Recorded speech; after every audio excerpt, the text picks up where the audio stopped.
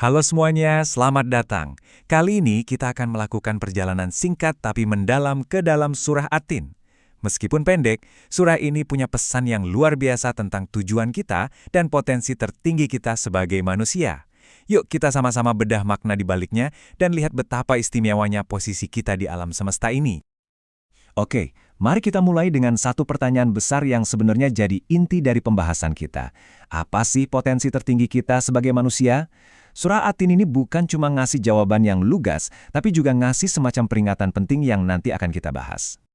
Nah, untuk menjawab pertanyaan tadi, ini dia peta perjalanan kita. Kita akan lewatin 5 bagian utama, kita mulai dari sumpah-sumpah yang kedengarannya misterius, terus kita lihat gimana kita diciptakan dengan begitu sempurna, lalu kita pahami juga potensi kita untuk jatuh, dan yang paling penting, gimana cara kita diselamatkan. Terakhir, kita akan lihat satu contoh nyata, gimana iman itu diwujudkan dalam tindakan. Sebelum kita benar-benar menyelami maknanya, ada baiknya kita singgung sedikit soal tartil. Jadi, dalam tradisi Islam, cara kita membaca Al-Quran dengan jelas, dengan indah, itu sama pentingnya dengan memahami isinya. Ini adalah bentuk penghormatan kita pada wahyu itu sendiri. Memahami ini bisa bikin pengalaman kita membedah ayat-ayatnya jadi lebih kaya. Oke, kita masuk ke bagian pertama. Surah ini dibuka dengan 4 sumpah, yang kalau kita baca sekilas mungkin kayak, apa hubungannya ya? Tapi seperti yang akan kita lihat, setiap sumpah ini sebenarnya adalah petunjuk yang membangun fondasi pesan utama surah ini. Sumpah yang pertama, demi buah tin dan buah zaitun. Para ulama tafsir menjelaskan ini bukan soal buahnya loh, tapi ini adalah isyarat ke tempat di mana buah-buah ini tumbuh subur, yaitu wilayah Syam, yang di dalamnya ada Yerusalem. Ini adalah tanah suci, tempat di mana banyak nabi, termasuk Nabi Isa, menerima wahyu. Selanjutnya, Allah bersumpah demi Gunung Sinai. Nah, kalau yang ini, kita langsung teringat kan? Ini lokasi ikonik tempat Nabi Musa berkomunikasi langsung dengan Tuhan dan menerima wahyu. Sebuah simbol komunikasi ilahi yang luar biasa. Dan sumpah yang terakhir, demi negeri yang aman ini. Hampir semua sepakat bahwa ini merujuk ke kota suci Mekah.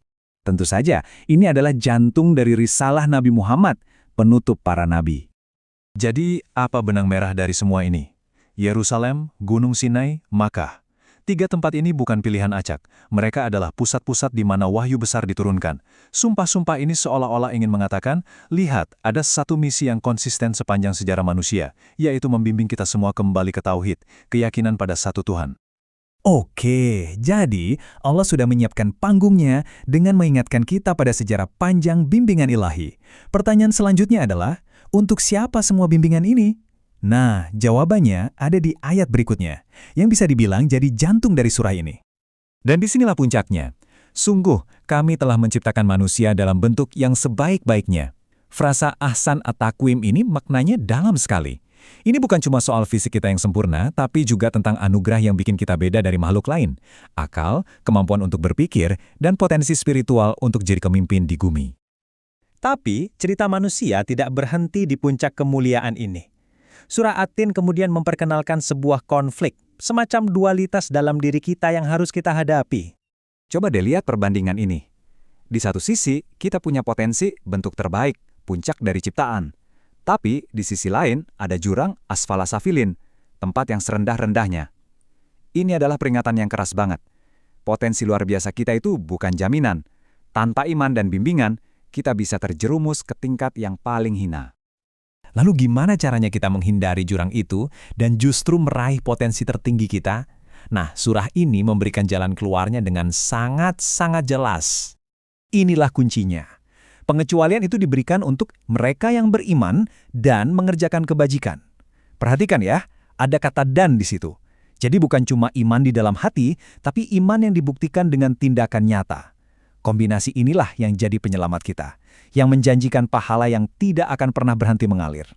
Tapi amal soleh atau perbuatan baik itu wujudnya seperti apa sih? Sumber, kita memberikan satu contoh yang sangat indah dan praktis. Contoh ini menunjukkan bagaimana seharusnya keyakinan kita itu terlihat dalam interaksi kita sehari-hari. Ini luar biasa sekali kan? Hadis ini secara langsung menyambungkan 2 pilar utama keimanan, percaya pada Allah dan hari akhir, dengan satu tindakan sosial yang sangat konkret, menjaga dan mempererat silaturahmi. Ini bukan kebetulan, ini adalah sebuah formula. Jadi, silaturahmi itu bukan sekedar kumpul-kumpul atau basa-basi ya. Seperti yang dijelaskan di sini, ini adalah tindakan proaktif untuk merawat, menjaga, dan memperkuat ikatan kita. Inilah fondasi masyarakat yang sehat dan saling peduli, sebuah perwujudan nyata dari amal saleh dalam kehidupan kita. Surah ini kemudian ditutup dengan sebuah pertanyaan retoris yang sangat kuat. Bukankah Allah hakim yang paling adil? Pertanyaan ini seolah-olah mengingatkan kita bahwa seluruh perjalanan hidup kita ini, potensi kita, pilihan kita, perbuatan kita, semuanya akan dinilai. Ada sebuah sistem keadilan ilahi yang sempurna, di mana tidak ada satupun usaha baik yang akan sia-sia.